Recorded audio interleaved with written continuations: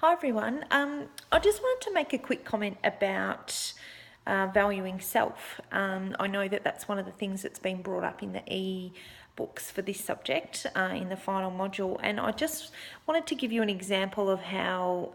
that's not a new issue, particularly when you're transitioning into the workforce and questioning whether the skills and knowledge that you've developed over the degree has prepared you, and I understand that when you're going out on placement at the moment, the level of expectation is increasing and that you might be questioning that. So I wanted to give you an example of how I navigated that when I was a graduate, and actually it was through great assistance from the person that I was working with, who was allocated to be my preceptor at that time.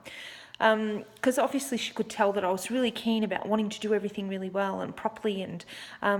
one of the things that she told me was to go and look up Albert Einstein's quote about education. And I thought that this was really unusual, but I did, and it's stuck with me ever since. And the quote is, everyone's a genius, but if a fish is judged by his ability to climb a tree, he'll live his whole life feeling like he's stupid. So when I came back and spoke to my preceptor about that, the whole conversation was actually about valuing who you are and what you offer, and the fact that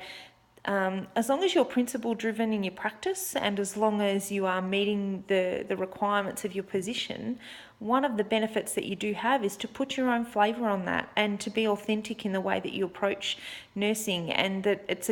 a really good thing that we don't all do things exactly the same, and that's what can make a really strong team. The fact that people have different strengths and that they approach things differently. And although that there's a really strong need for us to, as registered nurses, work within an evidence-based framework, that as long as we're valuing ourselves and how we actually go about our practice, and that we're reflecting on that so that we can evolve and change and grow, then being a little bit different to the person who's beside you is not a negative thing at all.